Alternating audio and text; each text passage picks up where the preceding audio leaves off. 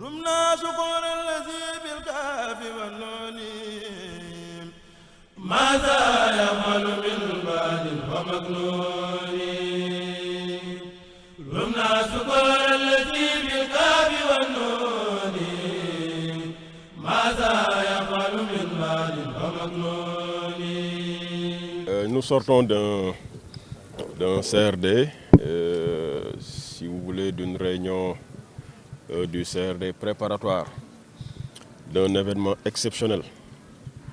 que Dakar s'apprête à abriter. Il s'agit du séjour du Khalife général des Mourides qui vient rendre visite aux talibés mourides et au-delà des talibés mourides à tous les musulmans du Sénégal en général et de Dakar en particulier. Un séjour de 4 jours au cours duquel il prendra part à la prière du vendredi à Massalikul Jinan. Quand on parle de Massalikul Jinan et de prière du vendredi, on ne peut ne pas se remémorer l'inauguration de la mosquée qui ce jour-là avait mobilisé des centaines et des centaines de milliers. J'ai pu le dire parce que je fus témoin de l'événement de talibés sur 3 jours avec un pic le jour de l'inauguration. L'événement avait mobilisé des centaines de forces de sécurité, police comme gendarmerie, et avait mobilisé l'ensemble des services techniques de l'État à l'époque. Malgré tout, nous avions eu quelques difficultés à contenir la foule. Et l'expérience devant servir à quelque chose et fidèle à la ligne de conduite du gouvernement, Monsieur le Président de la République, par le canal de Monsieur le ministre de l'Intérieur, a bien voulu nous instruire de prendre toutes les dispositions nécessaires pour que ce séjour et les événements inscrits à l'agenda de ce séjour se déroulent sans incident et de manière la plus douce possible. C'est pourquoi aujourd'hui nous avons mobilisé les services techniques aux côtés des services des forces de défense et de sécurité pour qu'avec le comité de gestion de la mosquée et le comité d'organisation du séjour sous la direction du Djawriñ El Hadj Mbacké Faye, de changer sur les dispositions à devoir prendre, de s'accorder sur les modalités d'engagement des services de l'État et de pouvoir dérouler en toute quiétude les 26, 27, 28 et 29 mai afin que le séjour du Khalife soit agréable et pour lui et pour le comité d'organisation, mais surtout pour les fidèles mourides. Et tantôt que l'expérience doit servir à quelque chose. Nous avons l'avantage d'avoir supervisé l'organisation de la cérémonie d'inauguration de Massalikul Jinan à l'époque, organisation du point de vue sécuritaire évidemment et technique. Et à l'époque, nous avions mobilisé un nombre impressionnant de policiers et de gendarmes. Et je puis vous assurer qu'on avait des difficultés. Cette fois-ci, nous allons faire plus. Nous n'allons pas avancer un nombre tout de suite, mais ce qui est constant, c'est que la police va déployer le maximum d'éléments possibles. Parce qu'il va falloir non seulement sécuriser l'enceinte de la mosquée, mais également les alentours, sans oublier maintenant les questions liées à la mobilité. Donc tous les axes menant à Massalikul Jinan seront sécurisés pour permettre la fluidité de la circulation. Pour l'itinéraire qu'empruntera également le Khalife, cet itinéraire sera sécurisé. Donc de son domicile à Massalikul Jinan. Et dans l'enceinte de Massalikul Jinan et même dans les abords, nous comptons déployer des éléments de la gendarmerie, l'escadron monté de la gendarmerie, pour aider et accompagner la police dans le cadre de la fluidité de la circulation. C'est dire donc que véritablement pour cette fois-ci, si nous avions fait 10 lors de l'inauguration, cette fois-ci nous comptons faire 100, Inch'Allah. nekkoon def benn réunion fii ci Massalikul Jinaan parce que dafa am événement bu nga xam ne suñu kanam defe naa événement 2019 yéen ñëpp fekk na leen fii mooy bi ñuy inauguré Massalikul Jinaan ak ni mu tolloon keroog événement bi keroog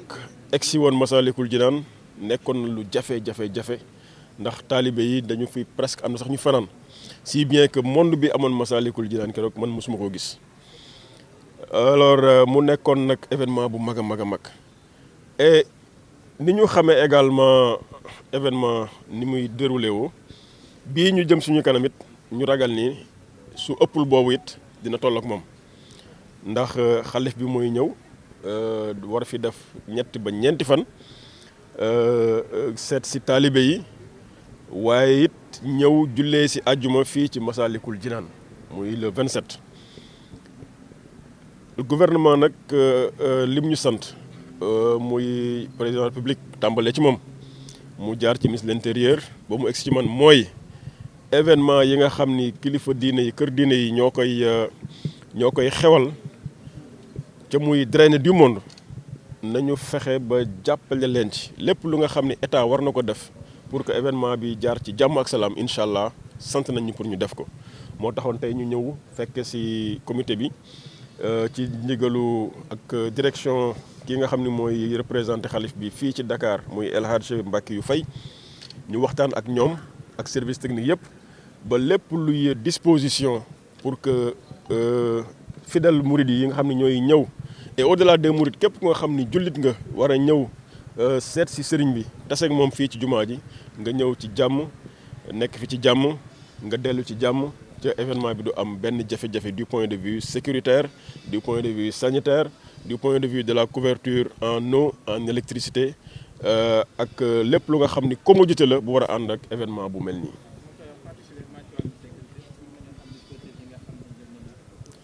waaw dañu jël dispositif bi nga xam ni amoon na bi ñuy inauguré Massalikul Jinaan ñu renforcer ko donc bu ñu leen waxee loolu rek déjà war ngeen am une idée ba ñuy inauguré Massalikul Jinaan je crois que mobilisé woon nañu policiers yu bëre yokk ci policiers yi également un nombre assez impressionnant de gendarmes cette fois-ci également commissaire central bu Dakar dina mobiliser éléments yi nga xam ni éléments yu doy la pour sécuriser mosquée bi sécuriser les alentours mais également am dispositif ci axe yi nga xam ni moom mooy mener vers Massalikul Jinaan sans oublier également sécuriser kër yi nga xam ni fa la xalif bi dal waaye également fa la kilifa yi yëpp di dal. bu ñu jógee ci loolu danañ yokk ci dispositif boobu ay éléments yu nga xam ne élément gendarmerie la escadron monté bu gendarmerie ñi nga xam ni ñoom ay fas la ñu yor ndax ñoom ci wàllu ubbi yoon ak ci wàllu mobilité dafa am dañ ci spécialisé wu donc dañu bëgg ñooñu ñëw ànd ak police ñu liggéey bi fii sans oublier évidemment suñu éléments yi nga xam ni ils sont toujours en civil ñi ngi leen xàmmee waaye ñoom ñi ngi ci biir nit ñi ak képp ku nga xam ni sapeur pompier nga ci Dakar incha allah ki yor seen groupement taxaw na pour jàppale nit ñi du début à la fin su ma nee début à la fin mooy bu xalif bi duggee biir Dakar ba buy génn biir Dakar dañuy am dispositif de veille dispositif de suivi ci aspect yi nga xam ni aspect yuy ànd ak mobilisation bu mel nii la. Je commence mes propos d'abord par des mots de remerciement parce que nous venons de terminer après 4 tours d'horloge une réunion du comité régional de développement sous la présidence avec ses collaborateurs de l'administration territoriale, le préfet et les sous-préfets, et de tout le commandement militaire, c'est-à-dire toutes les forces de sécurité de la région. Comme il l'a si bien dit, nous avons fait une revue de l'ensemble des requêtes qui ont été remontées à son niveau et au niveau des autorités pour un bon déroulement des événements qu'il a cités, qui vont se dérouler à partir du jeudi 26 mai jusqu'au lundi 29, jusqu'au dimanche 29 mai, qui célèbre la venue du Khalife général des Mourides, Cheikh Mouhamadoul Mountakha al-Bachir, à Dakar. Visite qu'il a réitérée parce que sa première visite officielle remonte à l'inauguration de la mosquée Massalikul Jinan en septembre 2019. Cette fois-ci, il vient en fait pour visiter toute la communauté sénégalaise, globalement. Tous les musulmans, tous les Sénégalais, de toutes religions confondues. D'abord, pour les remercier de l'accueil qui lui a été réservé lors de cette première visite pour l'inauguration de la mosquée, qui avait en quelque sorte dessiné un élan de solidarité, de partage avec toute la population sénégalaise. Les musulmans, les non-musulmans, les chrétiens et autres ont ouvert leurs portes et ont permis aux pèlerins, aux fidèles qui étaient venus à l'inauguration de la mosquée d'être à l'aise dans leur lieu de prière, dans les maisons. Donc c'est le lieu pour lui et le moment de remercier tous les foyers religieux, de remercier tous les Sénégalais de l'accueil qui lui a été réservé. Cette fois-ci, il vient pour communier avec tous les musulmans et les Sénégalais durant 4 jours. Et donc, nous avons sollicité l'État dans sa globalité, toute son administration, ses forces de sécurité et son administration territoriale de venir en aide au comité d'organisation qui est en charge de la visite du Khalife général des Mourides pour rendre agréable son séjour. Nous avons fait la revue en quelque sorte de tous les besoins. Le gouverneur a donné tour à tour la parole à tous ses services de sécurité, à tous ses services techniques régionaux, les services médicaux, les différentes zones médicales. Et à la fin, je peux dire qu'on peut délivrer un satisfecit au gouverneur et à ses services parce que tout ce qu'on avait demandé, tout ce qu'on avait remonté à son niveau a été pris en charge. Et nous espérons que les vœux qui ont été émis par ces différents services seront réalisés. Il ne dépendra pas certainement d'eux à 100%, mais de la volonté divine. Et nous prions avec eux pour que tout ce qu'on a eu à demander, à remonter à son niveau, puisse trouver une solution, la meilleure. Donc, j'en profite pour le remercier personnellement, parce que nous avons vécu ensemble l'ouverture de la mosquée avec l'ensemble des difficultés qu'on a eues. Difficultés qui sont liées à l'événement, qui était un événement du siècle, qu'on peut dire, parce que rassembler dans ce périmètre-là de Dakar plus de 2 millions de personnes en un moment déterminé, ce n'était pas évident. Mais Dieu nous a aidés, nous l'avons réussi, grâce au concours des uns et des autres. Et il était lui aussi un des éléments, ou bien l'élément essentiel, parce que c'est l'exécutif régional qu'il agisse et qu'il a agi au nom et pour le compte de l'État, du ministre de l'Intérieur, du président de la République. Donc c'est le moment de le remercier, de remercier tous ses supérieurs hiérarchiques, le ministre de l'Intérieur qui a commencé d'ailleurs à nous soutenir, nous a envoyé pratiquement à satisfaire quasiment l'ensemble de nos demandes. On est en train de monter une tente qui aujourd'hui était un besoin réel parce que c'était la même tente qu'on avait demandé lors de l'inauguration qu'ils nous ont ramenée. Donc c'est le lieu de le remercier, mais de remercier particulièrement le président de la République, qui est en quelque sorte la clé de voûte de toute l'administration sénégalaise et qui a voulu vraiment nous assister, nous aider et a mis tous ses services à notre disposition. Donc au nom du Khalife et du porte-parole du Khalife, Cheikh Mahamadoul Bachir, et de toute la famille de Cheikh Ahmadou Bamba, du comité d'organisation, je tiens vraiment solennellement à dire merci. Donc toutes les dispositions ont été prises et nous espérons que ça se déroulera comme prévu.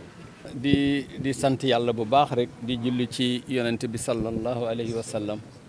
di sant sëriñ bi Cheikh Ahmadou Bamba Khadimu Rasoul ci li nga xam ne lii muy xéewal gaw xam ni da ko defal ko réew mi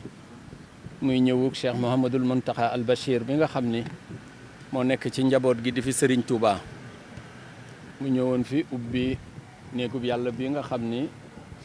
moom ak njabootug sëriñ Touba ak taalibe sëriñ Touba ak jullit yëpp ñoo ànd liggéeyal ko fi Serigne Touba mi ko fi liggéeyal l'islam mu doon xew-xew boo xam ne bii matoon nap xew-xew ndaxte xew-xew la boo xam ni xew-xew bu ñu toll gisee su ko moom la gouverneur wax léegi gouverneur maa ngi wax wolof gouverneur moom la mag ñi daan wax ndax wax na ko te muy loo xam ne liit lu wér la ndax ñoo ko dundandoo ndax bañ koy def jàpp nu woon ni noonu lay mel ndaxte barab boo xam ne bii ñaari million ngi nit taxaw nañ fa ci benn waxtu ak wërngal boo xam ne bii rëyut yàlla dimbali ñu ci sutoraam ak mbaaxu service yi nga xam ne service de l'État la d'une manière globale ak xew-xew yu rëy yi nga xam ne xew na ko fii ci jamono ji ci barab bi Cheikh Mountakha yàlla mi nga xam ne bii mooy borom kàttan gi ak Serigne Touba mi koy liggéeyal jox ko ndam lu rëy réew mi jaxasoo woon xol yi lëndëmoon suñu ñaari jàmbaar yi nga xam ni ay jàmbaar la ñu newoon ci réew mi muy l'ancien président de la République Abdoulaye Wade ak son successeur le président Macky Sall ñu àndandoo joxante loxo ci barab bi nga xam ni mu nekk léegi barab boo xam ne bii bu doy waar mystique yàlla defal ko Cheikh Mouhamadoul Mountakha mooy wane nii ñëwam gi daanaka na mu demee woon rek noonu lay demeewaat ñu koy teeru nag mu baaxee ñu jënd ma jëmam ji ak li mu toggoo lépp ni mu diisee ak fii mage gi toll waaye moom buy liggéeyal sëriñ bi du xool ci jëmam dara day sëgg dem rek bu ko defee nag ñu ànd ak moom mu baaxee ñu ñetti fan yoo xam ni dafay ñëw fii ci Ndakaaru te ngan ngiy tàmbali alxamis 25 ba ca dimanche ja 25 mu ñëw fii di dal ci kër Serigne Touba gi ci Colobane waaye ajjuma ja ci kàttanu suñu borom mu yendoog ñun fii ñëw jullik ajjuma ànd koog jullit yëpp ci réew mi ñoo ngi ci woo ñëpp fu waay ne fu ne na ñëw barkeelu ci jëmmam ju tedd ji ak mbaaxaam ak tedd ngaam ji muy ci bésub ajjuma ji yeneen bés yi ci tegu yëpp it nag mu nekk koog ñun ba dimanche ba altine ci kattanu suñu borom mu doog a dellu ñu ciy profité nag ginnaaw ba ñu woowee sénégalais yëpp ndaxte sénégalais yi kat sëriñ bi ñëwam gi bokk na ci loo xam ne lii sant leen tamit ci la bokk ndax kat santoon na leen sant naa leen tamit ci turam ndax bi ñuy ubbi jumaa ji jàngu yi nga xam ne dend nañu sax muy jàngi chrétien ubbi nañu seeni bunt nit ñi dugg ca biir di julli gox-goxaat yi nga xam ne ñoo wër jumaa ji muy quartier yi ko wër ku ci ne ubbi nga sa bunt teeru gan yi teral leen dimbali leen ba daanaka nañ ko bëggee woon a dunde ñu dunde kon ci seen teeyu bakkan kon bu fi ñëwee nag ñëw googu ñëw sant leen dina ci dugg waaye sant ñi nga xam ni tamit ñoo ñu jàppale ci liggéey bi ni ma ko waxee woon sànq te gouverneur bi nga xam ni moo yor région de Dakar bi ak ay service am ñëw ci jàppale ñu ci ndigalu ministre de l'intérieur et président de la république dañ leen di gërëm goo xam ne gi am na tàmbale mais amut fu mu yem ndaxte ñoo ko àndandoon ca njàlbéen nga ca inauguration ba yàlla defit tey jii ñu àndandoo ko ñu doon def léegi ab daje CRD yoo xam ne ñeenti waxtu nga xam ne lépp loo xam ne yooyu yitteewoon nañ ko ci ngan gi yitteewoon nañ ko ci niñ koy waajale ñu wax ko mu bind ko ànd ak service yi nga xam ne ñoo nekk ci région bi te nekk ci ndigalam lépp ñu nungu ko def ci ba def ci loo xam ne lii weesu na suñu njort kon ñoo ngi koy gërëm ci turu sëriñ bi di ko gërëm ci njabootug sëriñ Touba gi di ko gërëm ci turu Cheikh Mamadou Bachir mi yor kàddug sëriñ Touba di ko gërëm it ci taalibey Ndakaaru yëpp nga xam ne sëriñ bi ma wax ma ànd ak ñoom ci liggéey bi maa ngi koy gërëm di ko sant di sa gërëmi kilifaam mooy ministre de l'intérieur di président de la république Macky Sall ci yombal gi ak jàppale gi ba nga xam ne bii suñu xel dal na ñoo ngi teeru nag sëriñ bi di ko séentu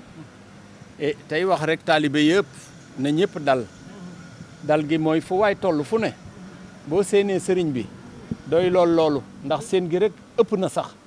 ndaxte moom lii muy def bëgg ñoo baaxe rek ak yërëm ñoo tax mu def ko ñëw waaye ku ci nekk fa nga ne boo ko séenee doy na boo ko séenul it na nga jàpp ni mi ngi ci barab bi te yaa ngi ci barab bi te la ngay sàkku ca loola yàlla dina la ko defal loolu rek la ñuy wax bañ a buuxante laabirante wax ñi dëkk ci Dakar ak ci gox yeeg gox-goxaat yi ku ci nekk boo mënee ubbi sa néeg ubbi sa barab nga xam te julli yàggul ñetti fan yàggul et ñu def ko nañ ko defee woon rek tey ñaan suñu borom Cheikh Mouhamadul Mountakha mi yàlla yàggal ko fi kàttanal ko ba mu nekkaat fi ba defal ñu geneen ngan goo xam ne gii mooy gën a yàgg gii mooy gën a neex bi yàlla mën na ko sañ na ko yàlla na ñu ko defal kon ñoo ngi gërëm ñëpp di gërëm gouverneur di gërëm service de force de sécurité yi di gërëm commission médicale di gërëm tamit comité d'organisation bi ak nit ñi nga xam ne ku ci nekk yaa ngi ci barab yaa ngi dajale la ngay dajale indi ko ngir bés bi rafet ñooñu it ñoo ngi leen di gërëm tey ñaan ki mën a fay te gis bi neex dégg bi neex loxo bi jote fu ne muy Serigne Touba mu fayal ñu la asalaamaaleykum wa rahmatullahi taala.